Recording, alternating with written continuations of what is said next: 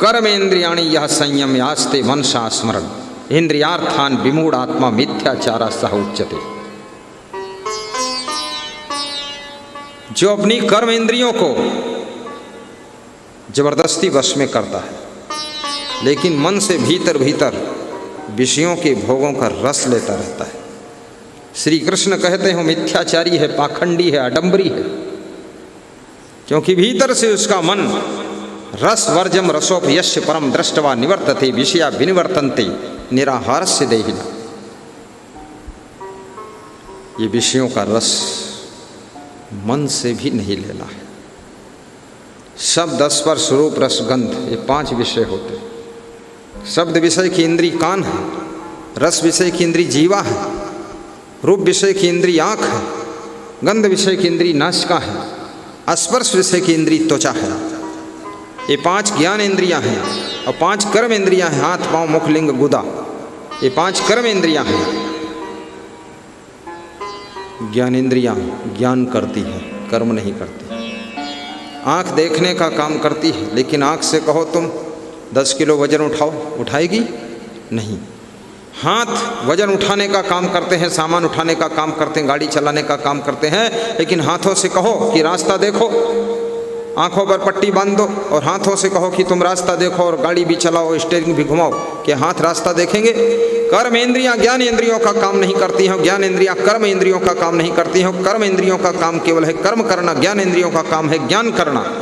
और ज्ञान इंद्रियां और कर्म इंद्रियां ये सभी मन के डायरेक्शन में चलती है, मन आत्मा के डायरेक्शन में चलता है। आत्मा स्वतः है, स्वयं है, सेल्फ है, आत्मा के ऊपर और किसी की सत्ता नहीं है। जैसा जिसका संस्कार होता है वैसा आत्मा मार्गदर्शन करती है, वैसा ही मन डायरेक्शन दे देता है, वैसे ही ज्ञान इंद्रियां ज्ञान करना प्रारंभ करती हैं और ज्ञान इंद्रियां और कर्म इंद्रियां दोनों मिलजुल करके काम करती हैं, तभी कार्य में सफलता मिलती है। इसलिए याद रखना, मन के अंदर भी वैराग्य होना चाहिए, फिर अपने कर्म इंद्रियों को भी वैराग्य में डुबा देना चाहिए।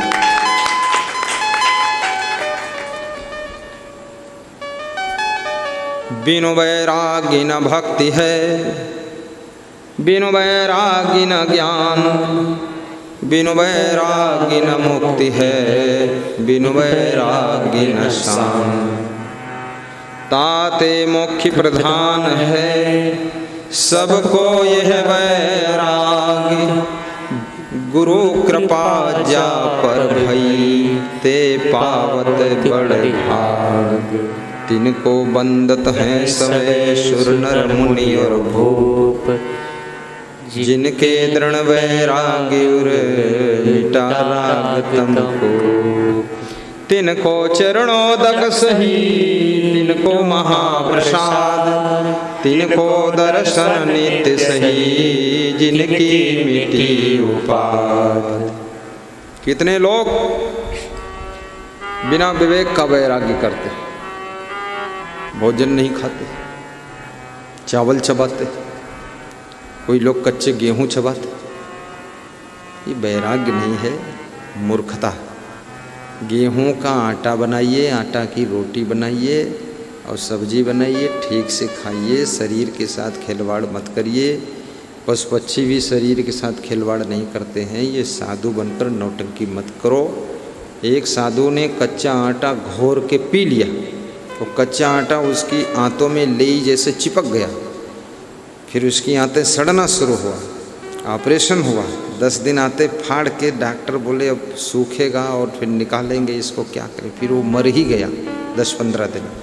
कच्चा आटा पीस रहा है, महामक्कार। रोटी बनवैया नहीं, आलसी है, अपने खाने के लिए भी नहीं बनाना चाहते। ये कोई साधु है? चोर है, पूरा काम चोर। अभी इसको गांव के लोग कहते हैं बड़े वैरागी हो गए। बाबा कोई मतलब ही नहीं, बाबा नहीं, ये बैलस गाढ़ है, बाबा है ये नहीं, ये बैल। बैल के यहाँ भी अपने से मतलब रहती का, अपने से मतलब नहीं, पागल है ये, मूर्ख पक्का। ये कहे कि यार बाबा बना, ये बाबाएं नहीं है। शुद्ध भोजन करो, शरीर के साथ खिलवाड़ मत करो। लोग मुझे कहते हैं आपका शरीर बहुत अच्छा है। अच्छा फोकट में थोड़े है, इसको संभाल के रखा हूँ, बिल्कुल ऐसे संभाला हूँ जैसे सोना चांदी हीरा संभाला जाता है। बिल्कुल सोने के डिब्बे में रखा हूँ। कीमती है। इसी शरीर से प्रवचन होना है, इसी शरीर से ज्ञान होना है, इसी से साधना, इसी से तपस्या, इसी शरीर से परोपकार होना है, इसी तरह से प्रवचन होना है, इसी शरीर से सब कुछ होना है। सत्कर्म होना है, कल्याण होना है, लोक कल्याण होना है, जीव कल्याण होना है, अपना कल्याण होना है, सबका भला होना है। तो इस शरीर को हम सत्यानाश मार देंगे तो इससे कुछ हो ही नहीं पाएगा। तो व्यर्थ में मनुष्य जीवन मिला और व्यर्थ में चला गया और रोगी दोखी होकर रोवत धोवत रगड़त घसड़त और दवा पानी खात रोज टेबलेट गोली लगावत तो सब मर मिठे बर्बाद हो गए। ये कौन बाबा है? ये कौन महात्मा गिरी भाई? मैं तो इस मॉडल का महात्मा बनूंगा ही नहीं, चाहे दुनिया नंगम नंगा घूमे तो हमसे काम तो। हम तो संत बनेंगे लेकिन विवेकवान संत, विवेकवान संत हूँ मैं। विवेक पूर्वक बैराग करिए, ठीक से त्याग करिए, संयम नियम से रहिए, साफ सुथरे कपड़े पहनिए, नंगम नंगा घूमने क्या काम? अरे नग्न होने से अगर कल्याण हो जाता तो ये पशु पक्षी सब नंगे नंगे जन्म से ही घूम रहे हैं, मरते भी नंगे नंगे, जीते भी नंगे नंगे, बूढ़े होते नंगे नंगे, घूमते भी नंगे नंगे, सोते भी नंगे नंगे, इनका कल्याण हो जाता। चप्पल जूता पहनने से अगर कल्याण रुकता है ना, कैसे रुक जाएगा कल्याण भाई? चप्पल जूता से, चप्पल जूता से अगर कल्याण रुक जाएगा तो फिर ठंडी में कंबल ओढ़ने से क्या कल्याण नहीं रुकेगा? वो तो बहुत बड़ा है, पूरे देह पर ओढ़े, चप्पल तो पाँव में खाली पहने, उससे कोई कल्याण का संबंध नहीं। चप्पल जूता तो इसलिए वो कोई विषय भोग थोड़े है। चप्पल जूता न चप्पल जूता विषय भोग है, न कंबल विषय भोग है, न कपड़ा विषय भोग है। हाँ, सादा जीवन उच्च विचार, सादगी होना चाहिए। अब ऐसा नहीं कि साधु बन गए, रोज खूब कपड़ों का रंग बदल रहे, किसी दिन ब्लाउज पहने बैठे, किसी रोज साड़ी पहने बैठे, किसी रोज बार अपने बाल बड़े नहीं हैं तो कोई औरत के बाल काट के अपने में चिपकाए, मेहरुआ बन के बैठे व्यास गादी पर, कहते हैं हम कृष्ण की सखी हैं। अरे सखी क्यों बनते हो? कृष्ण क्या कोई इतना मतलब बुद्धू हैं जो ये नहीं समझ पाएंगे कि ये पुरुष हो के नारी बन के बैठे, अब भाई धोखा दे रहा के पास जाए, इसका फायदा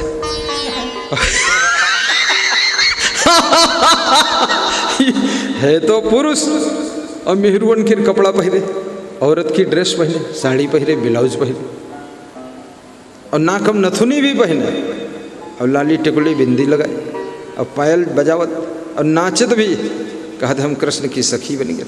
सखी मत, सखी मत, कौन सखी पंथ चला रखा फालतू? अरे भगवान, ये सखी सखा बनने से रीझने वाला नहीं है, ना ये नंगम नंगा होने से कोई रीझने खींचने वाला है, ना बहुत ड्रेस बदलने से रीझने खींचने वाला है। भगवान तो स्वयं कहते हैं मैं उससे प्रेम करता हूँ जिसके मन के अंदर ना मोह है, ना ममता है, ना अहंकार है, ना घमंड है, ना जिसके अंदर अज्ञान है, जो सबसे प्रेम करता है मैं उससे प्रेम करता हूँ। ये भगवान का वचन है कि हम उससे प्रेम करते हैं।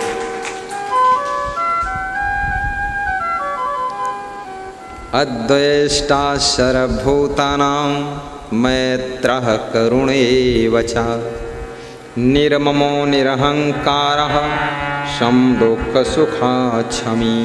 कृष्ण कहते हैं जो बिना स्वार्थ के मित्रता करता है, जो बिना स्वार्थ के किसी से प्रेम करता है, कुछ लेना देना नहीं है, जो मिलता है उससे प्रेम से बोल देता है, प्रेम से बोल दिया, जो अपने से बन सका उसको सहयोग भी कर दिया। सहयोग करना चाहिए, कोई आपसे सहयोग मांगे ना मांगे, अगर सहयोग के योग्य हो तो सहयोग कर दो। पूरी प्रकृति सेवा में लगी हुई है। ये हवाएं आपसे कोई शुल्क नहीं लेती हैं, दिन रात हवा बह रही, वायुमंडल में बह रही कि नहीं बह रही? आप सांस भी लेते हो, बदन में हवा छूती है, ऑक्सीजन मिलती है, वायुमंडल बड़ा सुंदर सुनहला बना हुआ है, आपको अच्छा लगता है। ये फ्री में सेवा चल रही कि नहीं प्रकृति की ओर से? सूरज फ्री में रोशनी दे रहा है, फ्री में एनर्जी दे रहा है। सूरज में कितनी ऊर्जा है, सोलर ऊर्जा लगा लीजिए, सोलर प्लांट, तो उससे सब पंखे चलते हैं, लाइट जलती है, एसी भी चलता है, मोटर चलते हैं। इतना एनर्जी दे रहा फ्री में, किसी से कोई टैक्स लिया? कोई टैक्स नहीं लेता है। ये पृथ्वी से जल निकलता है, वो भी फ्री, बोर करो निकाल लो। ये पृथ्वी अन्न देती है, ये भी कोई टैक्स नहीं लेती। टैक्स तो सरकार लेती है, लगान बांध देती है, रेंट लेती है, लेकिन पृथ्वी कुछ नहीं, निःशुल्क सेवा। आम के वृक्ष, ये सब पेड़ पौधे ऑक्सीजन दे रहे हैं। वो बड़ का वृक्ष लगा हुआ है, देखो यहाँ कबीर बड़, ये कबीर बड़ लगा हुआ है। ये कबीर बड़ 24 घंटे ऑक्सीजन देता है, बहुत खुश रहता है। मेरी ओर देखते हैं, उसके पत्ते तो हिल जाते हैं कि महाराज बचाए रखना, कहीं आरा न चलवा देना।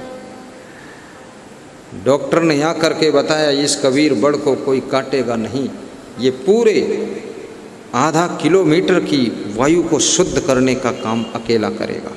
इसलिए बड़ की पूजा होती हिंदू धर्म में, पीपल की पूजा होती हिंदू धर्म में, तुलसी की पूजा होती हिंदू धर्म में, क्योंकि ये पेड़ पौधे 24 घंटे ऑक्सीजन देने का काम करते हैं। और ऑक्सीजन जिनको कोरोना की बीमारी में नहीं मिली है, उनका दम घुट गया, मर गए हैं। और वो कह रहे थे डॉक्टर यहाँ जो रहेगा उसको कोरोना वोरोना होगा ही नहीं, और आएगा तो निकल जाएगा बाहर बाहर, क्योंकि इतनी ऑक्सीजन पैदा हो रही इस बगीचे के अंदर कि अपने आप स्वस्थ रहेगा आदमी। बहुत बड़ी बात है। ये पेड़ पौधे ऑक्सीजन दे रहे हैं, ये हमसे कौन टैक्स ले रहे हैं? बस इनको यही डर है किसी दिन गड़सा लेकर ना आ जाएं कोई महाराज लोग, जो एक डाल काट के ले जाएंगे। और कुछ लोग ऐसे भी होते हैं, गड़सा लेकर तो नहीं जाते हैं, डाल की पुनगी पकड़ते हैं और नीचे खींच कर फड़ फाड़ के फेंक देते हैं। कहाँ से मूड़े में छोत रहा है, अब निपटार देंगे। पेड़ पौधे भी हमारी सेवा कर रहे हैं, पृथ्वी भी सेवा कर रही, सूर्य सेवा कर रहा। तो ये सबसे हम सेवा ले रहे हैं। और इंसान होकर अगर इंसान को सहयोग न कर सके, इंसान होकर के इंसान को परेशान करते रहे, तो इंसान होने से क्या फायदा? इंसान होकर के कम से कम इंसान को मदद करो, उसके सहयोग करो। और इंसान होकर इंसान को सताने का काम मत करो, बेईमानी मत करो। बड़े बेईमान लोग हैं, भाई से बेईमानी करते हैं, बाप से बेईमानी, भाई से बेईमानी, बाप से कठोर व्यवहार, बेटे से कठोर व्यवहार, बहनों से कठोर व्यवहार, न जाने कितना उत्पात खुराफात भरा हुआ फालतू बात। खाते हैं आलू भात, करते हैं फालतू बात, और रात में उत्पात और सुबह खुराफात। ये सब छोड़ो, प्रेम की गंगा बहा दो, भाव के साथ रहो। प्रिय वाक्य प्रदानेन सर्वे तुष्यन्त जंतवः तस्मात् देव वक्तव्यम बचने किम दरिद्रता। प्रिय वाक्य बोलने से सभी जीव जंतु और सभी मनुष्य भी सुखी होते हैं। चाणक्य कहते हैं प्रिय वाक्य बोलने में क्या तुमको तकलीफ है, उसमें कौन खर्चा होता है? प्रेम से बोल दीजिए। कितनी पत्नियां ऐसा घायल करने वाले शब्द अपने पतियों को बोलती हैं कि पति इतने घायल हुए हैं कि घर छोड़कर भगदड़ मची हुई है। बहुत से पति भागे हुए हैं, स्टेशन पर पड़े हैं, पति लोग नेपाल बॉर्डर पर पड़े हैं, कुछ पति लोग आश्रमों में भाग कर पड़े रहते हैं। तो हमने कहा क्या हाल हुआ? बोले कुछ पूछो ना, वहाँ बाण चल रहे हैं। कहाँ? बोले घर में। कौन चला रहा है? बोले श्री देवी जी हैं। कौन देवी जी? बोले धर्म पत्नी। तो हमने कहा बाण चलाती हैं? बोले बच गए किसी तरह से। इतने घाव छूने वाले शब्द बोल रही। कितनी स्त्रियों ने पति को तो पूरा गधा समझ रखा है कि अब 7 फेरे घूम गए तो समझ लो इसको रगड़ के चटनी बनाएंगे। ऐसा तंग किया है अपने अपने पतियों को, इतना कूटा पीसा है कि चावल और आटा सब बन गया है, भात बने बाकी। बहुत गुस्सा, बहुत क्रोध, बहुत नखरा। रोज झूठ बोलती है, पेट में दर्द है, कोई बोलता कमर में दर्द है, काम करना नहीं चाहती। जवानी में दर्द कहाँ से आ गई? शादी होते ही तेरे अंदर दर्द पैदा हो गई, मायके से दर्द लेकर आई, फालतू बात करती, नोहरे नोहरे चलती है। चल उठ, सीधे काम कर, दौड़ दौड़ करके। फालतू बकवास मत कर। ससुराल को नरक बनाना है, पति को दुख देना है, सास ससुर को तंग करना है क्या? अभी नई मशीन है, नया ट्रैक्टर है, नई गाड़ी है, इसमें बीमारी कहाँ से आ गई? कंप्लीट रहना चाहिए। कितने साधु लोग हैं, आलसी है, मक्कार है, साधु बन गया, अब रोज बताता काखत रहा करते रहे, रोज 100, 200, 500 की दवा खाता है। रोज ना जाने कौन कर्म उसके गुरु के साथ जुड़े थे, गुरु बर्बाद कर रहा है। अपने गुरु भाई तंग करे है, 2 गुरु भाई लादे लादे घूमते हैं चंदू लाल के यहाँ। जहाँ देखो जितने दुनिया भर के डॉक्टर सबका मुंह दिखाई देने, डॉक्टर मन है मन गरिया वो थे, दुष्टों आते रहो तुम्हारी ऐसी तैसी, ये भीड़ मचाओ फालतू बकवास। कोई रोग व्याधि नहीं है, खुश रहे। मन को खुश रखने से, मन को प्रसन्न रखने से आधी बीमारी खत्म हो जाती है, और मनोबल बढ़ाने से 75% रोग खत्म हो जाते हैं, और काम करने से, दौड़ दौड़ कर मेहनत करने से, प्रफुल्ल रहने से 100 के 100% रोग खत्म होने से, और कम खाने से रोग खत्म होते हैं। और रोगी दोखी बनोगे, चाहे बहू बनो, चाहे साधु बनो, चाहे जो कुछ बनो, कुछ जिंदगी में नहीं कर पाओगे। रोग पाले रहो, बस चूहा पालते रहो, बस प्याऊं प्याऊं यही करते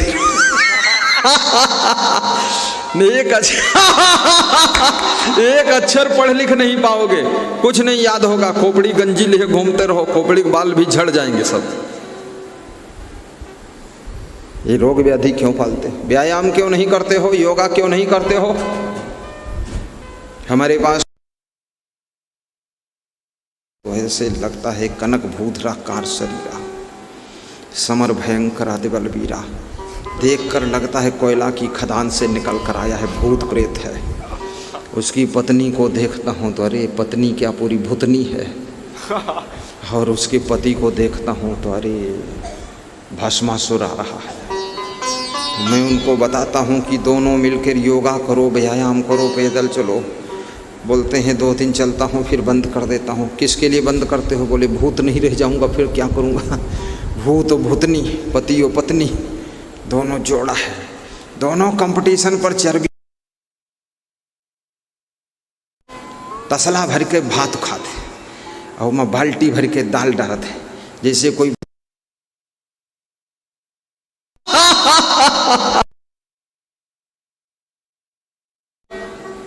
अब न नींद आती है, न भूख लगती है, हुल्लुल जुल्लुल था खाना पीना।